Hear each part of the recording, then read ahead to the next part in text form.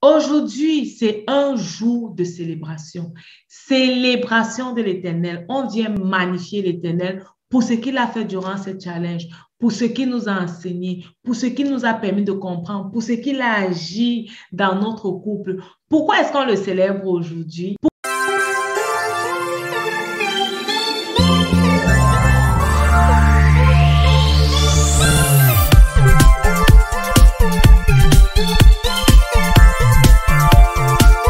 Pourquoi est-ce qu'on le célèbre aujourd'hui? Dieu m'a mis, j'ai eu à cœur deux raisons. J'ai eu à cœur deux raisons. On va lire Genèse. On va aller à l'origine. Et ça commence dans Genèse 2. Genèse 2. Qu'est-ce que la Bible dit? Genèse 2, c'est le verset 1 à 3.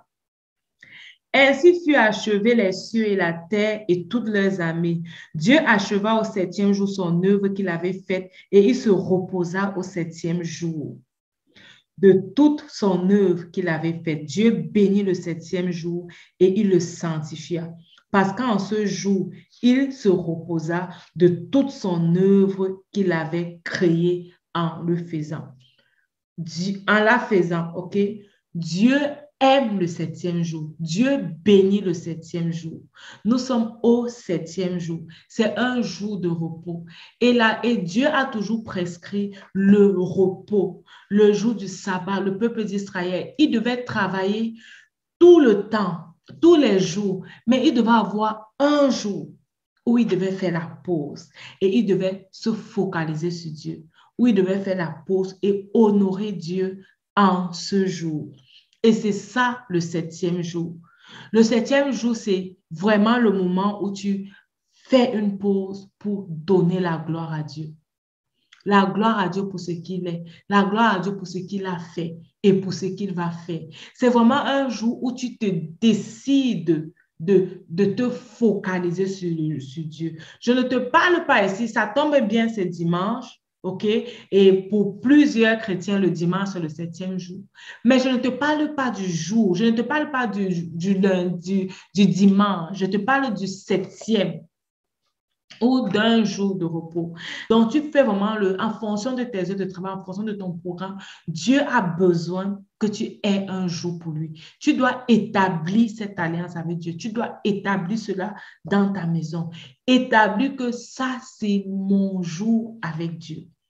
Certaines personnes, ça peut être le jeûne. Je ne sais pas si tu as une routine de jeûne où tu as une semaine, un jour dans la semaine ou un jour le mois où tu jeûnes réellement pour passer ce temps avec Dieu. Tu dis non, aujourd'hui vraiment, je m'abstiens de ça et je suis avec Dieu. Tu as besoin de ça.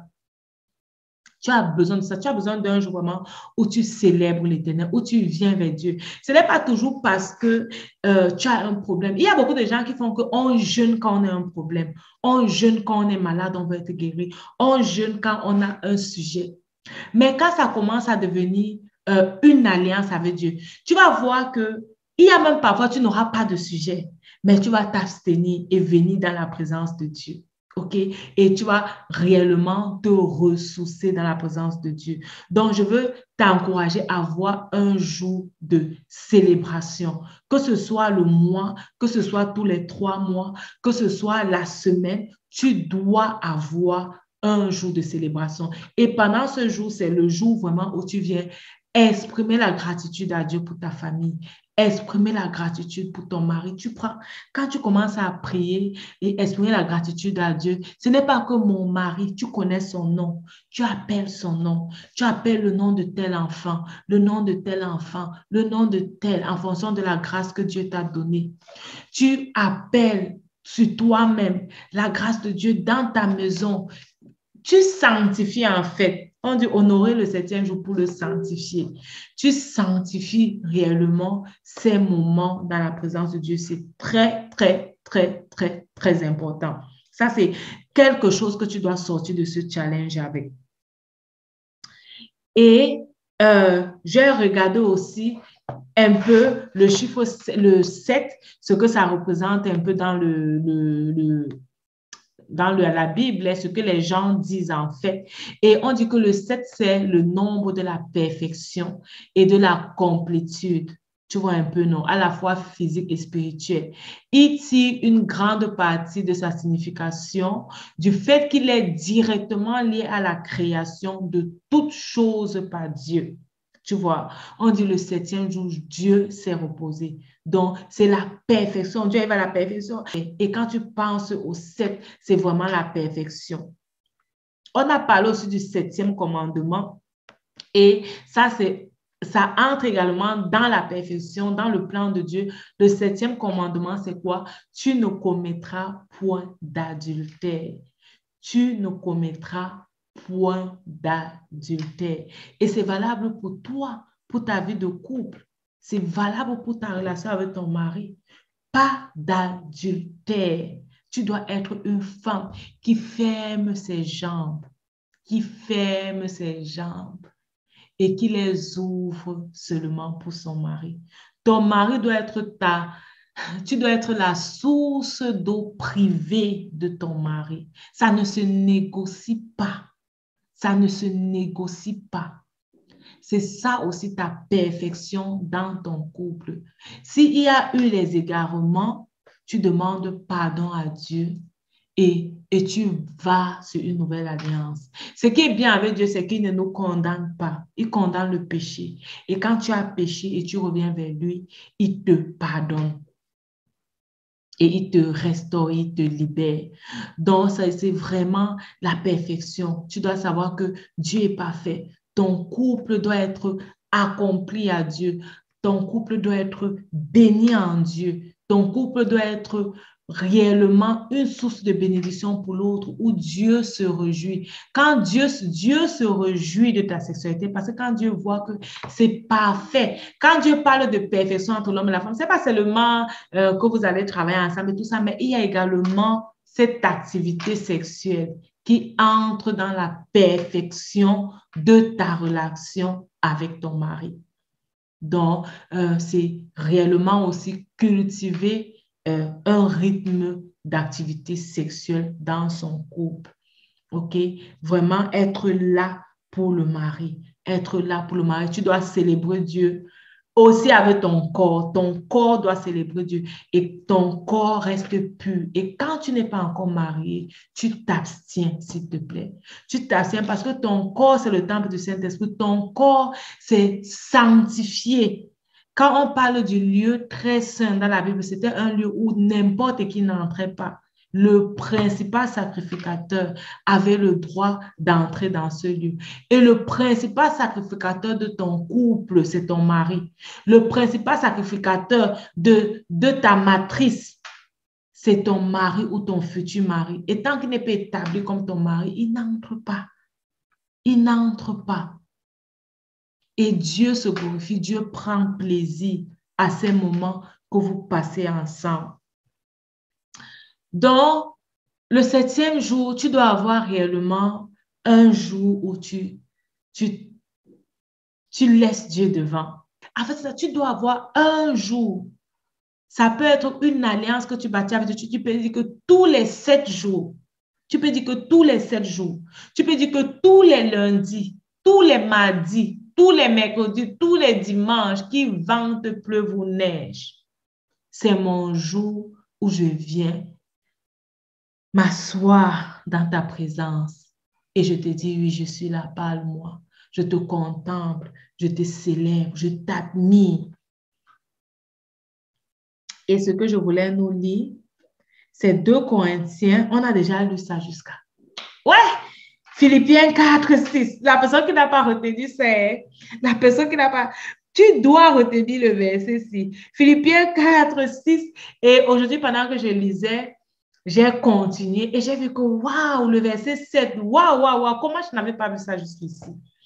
Comment je n'avais pas vu ça jusqu'ici? Parce que ça vient vraiment encore confirmer ce que nous faisons. Ne vous inquiétez de rien, mais en toute chose, faites connaître vos besoins à Dieu par des prières et des supplications avec des actions de grâce. Et le verset 7 dit, et la paix de Dieu qui surpasse toute intelligence gardera vos cœurs et vos pensées en Jésus-Christ. Pourquoi est-ce que tu dois entrer réellement dans la gratitude? Quand tu le fais avec action de grâce, la paix de Dieu qui surpasse toute intelligence, garde quoi? Ton cœur et tes pensées en Jésus-Christ. Le diable t'attaque par quoi? Le diable t'attaque par tes pensées. Le diable attaque ton cœur. Mais quand tu fais l'action de grâce à Dieu, tu dis que je sais que tu m'entends.